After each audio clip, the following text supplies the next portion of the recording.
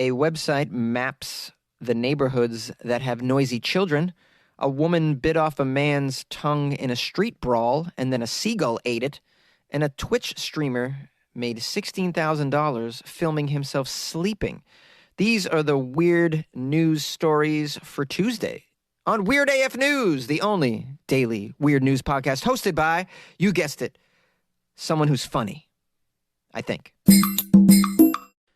A Japanese website maps the neighborhoods that have noisy children.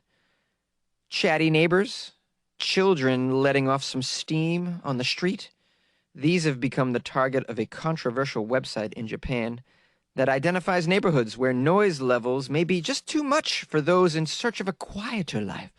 You know, the quiet life.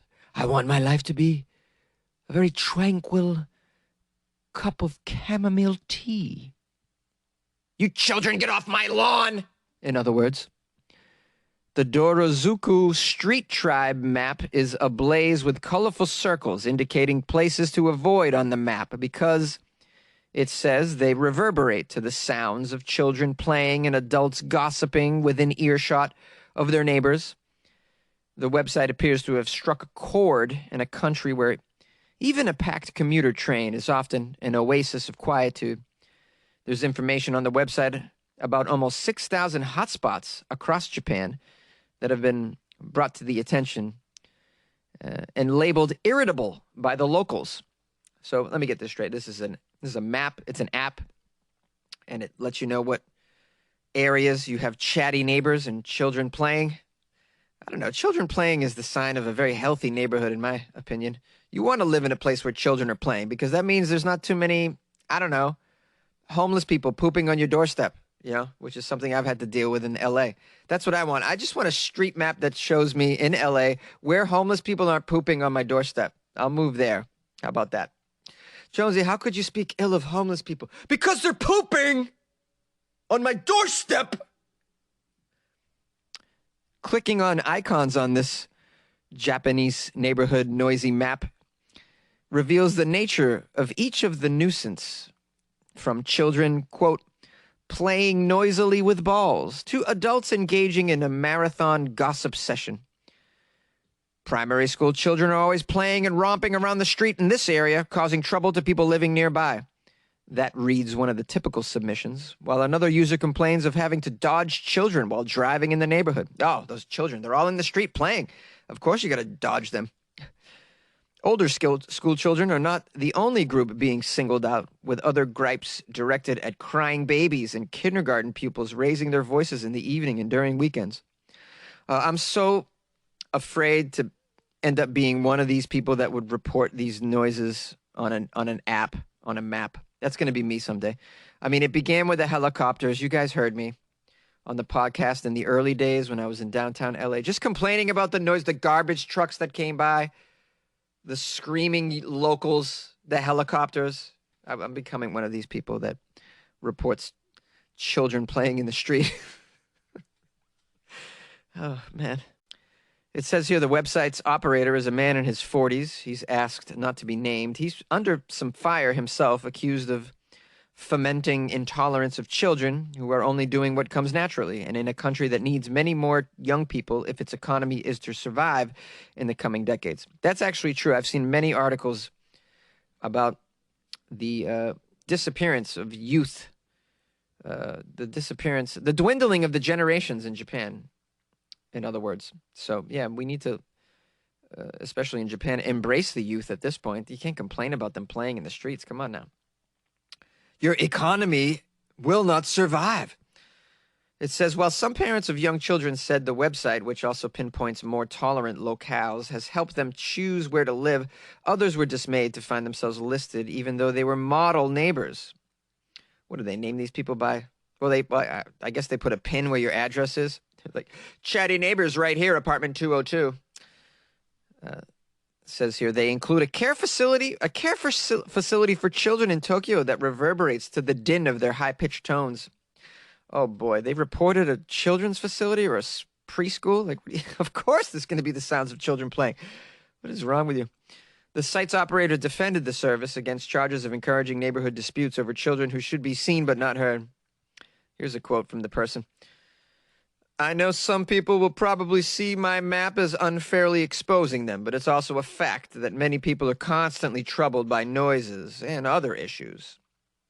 Noise appears to have worsened during the coronavirus pandemic, of course, which has seen record numbers of people working from home, and during the first state of emergency last year resulted in the closure of schools. I don't know. I mean, you guys think a map like this would be useful? Certainly if you're trying to find a place to live. I guess you don't want to live in the noisiest of places, but I would find that we could create other more useful maps. Maps that could let us know, for instance, if there's too many dogs in a neighborhood. Like I'm just not into living amongst all the dogs. A lot of barking going on, you know?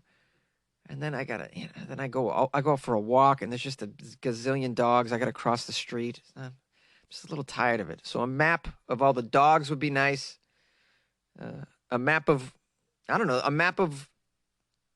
places you'd get stabbed. Perhaps we could just flip it and have maps that show us the neighborhoods that have the best taco trucks. And the best weed, man. Yay! A Scottish woman bit off a man's tongue in a street brawl, and then a seagull ate it. That's actually the headline. A Scottish woman bit off a man's tongue in a street brawl, and then a seagull ate it. Disgusting. A Scottish woman bit off a part of a man's mouth, tongue, in a very wild street brawl, apparently, and then a seagull promptly swooped down and gobbled it up, authorities say in a police report.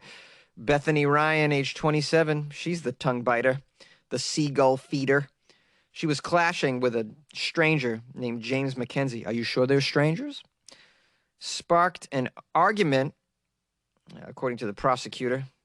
After Mackenzie walked towards Ryan with a clenched fist, she inexpressibly kissed him. Then she chomped off a 3 by 2 centimeter piece of his tongue, prosecutor says. Oh, boy. Here's a quote from the court. She kissed him on the lips, and during the course of that, she bit through his tongue, which caused a piece of his tongue to be removed. After he spat out a bloody chunk of the organ. Ooh, this article is so descriptive. A bloody chunk of the organ. A bird swooped down and plucked it off the ground and then ate that bloody chunk of tongue, making reattachment surgery impossible, prosecutors say. Oh, man, why could you really put it back? Could someone really bite off your tongue and they sew it back on? Is this the thing that we're doing? Is this the miracles of science? My goodness. Can't you cure my nut allergy? You could sew a tongue back on. Can you cure my nut allergy, please? I'm not asking for much. I'm pretty sure I can install a vagina down there. Can I please eat a Snickers? Please! I'm begging you, medical community. Here's another quote from this Dixon person. Mr. Mackenzie walked off and spat a part of his tongue out, at which point the piece of muscle was picked up by a large seagull that made off with the piece of tongue. They're just very matter-of-fact and detailed about it. Yes, it was a piece of the muscle of the tongue. Isn't the tongue a muscle? The whole thing's a muscle, right? And the seagull made off with it. I'm sure the seagull just really thoroughly enjoyed that. What a treat that is. Seagulls are disgusting. They'll just eat anything. They'll steal your cheese curls and then they'll eat your nipples. Like they just don't discriminate, really. This Mackenzie character who was bit was treated for the laceration to his tongue after it began oozing blood, the prosecutor said. What is with this graphic terminology, prosecutor? Oozing blood. Is that necessary? I mean, it does add to the story, I suppose.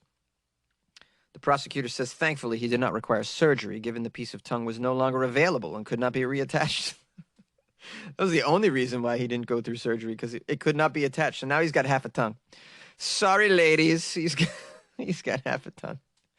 That's not what you want to read on a dating profile. Sorry, I only have piece of my... I have half of the tongue. And I kind of talk a little bit. If you could just... I'm better at typing than I am talking, really. And in the bedroom, it's really a struggle. Ryan, this maniac, this lady who bit off someone's tongue and then fed it to a seagull. She was arrested. She pleaded guilty to the assault to the tongue. It wasn't immediately clear what prompted the argument between her and Mackenzie. Why don't you find out what prompted the argument? You have all these other details that you're sharing with us. You don't even get to the bottom of what the argument was, prosecutors? You're just too busy just writing about oozing blood and lacerations of tongues, trying to find some colorful language to describe a seagull. Why don't you find out what prompted the argument? I want to know what to look out for in this world, all right? I don't want some woman just biting off my mouth member, spitting it in the air, and then some sort of albatross swooping down, making off with it. I mean, it'd be a good story. Do you guys want to know what happened to my tongue? It was a seagull. You like podcasts? You're listening to my podcast. Maybe you thought to yourself, I'd like to make a podcast. Too difficult. No, not with Anchor. Anchor has free creation tools that allow you to record and edit your podcast from your phone or your computer. Anchor distributes your podcast to Apple, Spotify, Stitcher, and more. They have advertising integration, so you can even make a little money off your podcast. Everything you need to make a podcast in one place. Download the free Anchor app or go to anchor.fm to get started. And good luck with your podcast. Good luck with your creation. Good luck with your life, man. A Twitch streamer made $16,000 filming himself sleeping. How? Is he that fascinating of a sleeper? What does this guy do in his sleep? I need to know. Oh, there's a photo of a dog with him. All right. This points right there. Maybe people are watching the dog instead of this guy sleeping. Maybe that's what's going on. Let's find out some more information. The article says there are various ways to generate income even in lockdown. How about sleeping and making some money? Sounds weird and it's hard to believe, right? Nah, not really, bro, because I got a Robinhood account. I'm making ducats off doggy coin. That's what's up. Just kidding, everyone. Many social media influencers are embracing the new rising trend. It's called the sleep stream. No, come on. I just covered the study stream last week. People will watch other people study. People are watching people sleep now. I mean, if the person's extremely attractive, maybe, and they're wearing very little clothing, I can see how it could be appealing. But I'm looking at a photo of this guy. He's just like a chubby Asian dude. I don't understand why anyone would want to watch him sleep. Maybe he's a very violent, what do they call that? Sleep apnea. Maybe he has violent sleep apnea. I had a guy sleep over my house once in college. One of our college buddies, he crashed. His name was Nick, and he slept on the couch for a few days, and he had very violent sleep apnea. It was fascinating to watch him. You know, he woke up probably, I don't know, they say people with sleep apnea wake up like hundreds of times during the night. I was watching intently, waiting for him to choke himself to death. I'm like, he's going to choke on his tongue and die, right? As I'm drinking beers next to him. That was a very, very strange divergence there. Please forgive me. But the story just inspires me to go places like that. I'm very confused about this sleep stream. How much money can be made? Amongst the best-known sleep streamers is one who goes by the name Asian Andy. Oh, this is Asian Andy, this chubby dude? Okay. The 26-year-old from Los Angeles made $16,000 in one night. Oh, no. 16 grand to sleep? How? This is on his Twitch live stream. It says he didn't get much sleep in the process, though. Oh, why is that? Like many other influencers, Asian Andy set up text-to-speech recognition for his live stream, meaning that music played with every donation, and the messages were read aloud. A lot of viewers used their messages to get Alexa to play loud music, imitate a dog barking, or make his alarm clock go off.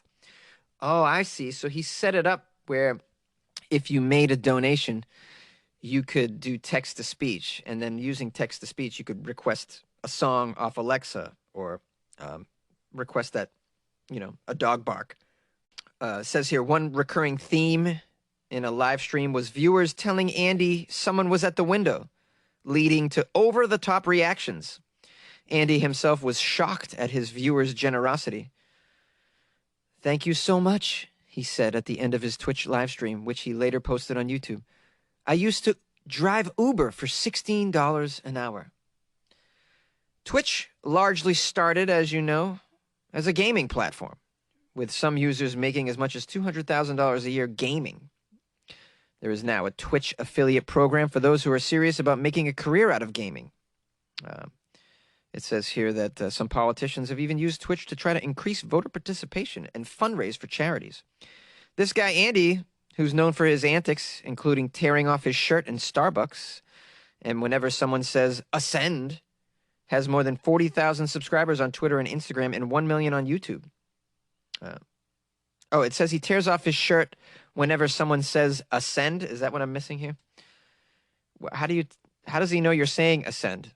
I guess on Twitch, you just yell ascend. Who would want to see this guy with his shirt off, though? I don't understand that. Andy is not the only influencer making money with his eyes closed, however.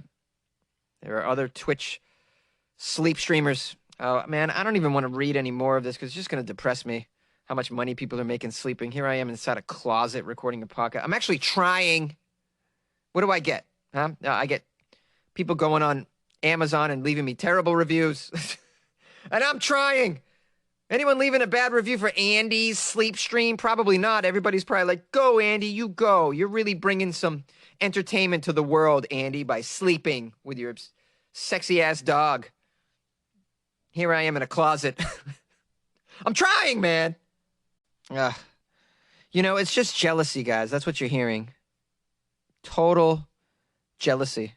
I'm not ashamed to admit it. I want to make money sleeping. What else could I do, though? Do you think I could make money if I did a Twitch stream of just peeling oranges and eating them? Or those tiny little cuties, those little orange cuties, and eating them? Or kumquats, just peeling little kumquats and eating them. Do you think people would pay to see such things? I should start experimenting. Would people pay to watch me tie my shoe again and again? This is ground control to Major Tom. I've downloaded Weird AF News. It's the perfect podcast for me when in space. That was me taking a David Bowie song that's about outer space and injecting my podcast into it and then trying to sell it as the greatest podcast you could ever listen to in outer space, which I agree. You should too. We will have Weird AF News broadcast on the ISS, and it'll be the first podcast listened to on Mars. That's the plan, guys. They just landed that big-ass rover on the planet Mars, but they didn't ask me if I'd like to, broadcast my podcast up there. I was very insulted by that. They put a helicopter on it, but they didn't put my damn podcast? Are they okay or what? Anyways, I appreciate you getting all the way to the weird outro that I'm now adding to the bumper of this episode of Weird AF News. Thanks for sticking around. Thanks for taking the journey. If you would like to support the show, you can go to patreon.com/weirdafnews and get some weird extra content into your life and get that nice feeling that you get when you're supporting a news show. A news show. It's funny to call this a news show. I record it in a closet in my bedroom. Look at it. I didn't say it was completely professional. Yeah. I just said it's a weird news show. On its own, on its level, okay? Maybe one day I'll have the NPR budget, bam. But then you'd lose the charm that's Weird AF News. That's what I worry about. If I had a big budget, then it would be like, then other people would be making decisions around here instead of just me in a closet, which I think is the best way to do it. I'm kind of onto my mind right now. Thanks for bearing with me. If you'd like to call the show and give your opinion on any of the stories I covered today, please feel free to do so. The number is 646-450-2012. You can also email me, funnyjones@gmail.com. You can send me articles there as well. Also, check out the website, weirdafnews.com, and you could submit articles there, and you can join the Patreon from there, or buy me a cup of coffee, which is pretty cool. That's a good way to spend your time, is buying me cups of coffee, I think. A cup of coffee and a back rub. That's what I could use in life. What else? Oh, yeah. Check me out on the Instagram. The gram at Funny Jones. You can reach out there and say hi as well. Tell me how much you love the show or how much you can't stand it. Either way, I'm okay. It's a bipartisan Instagram account. Did I use that correctly? Bipartisan? It's a democratic Instagram platform. until they kick me off for, I don't know why. Yeah, so follow me and reach out, say hi. Don't be shy. And thank you for your support in all the ways that you do so.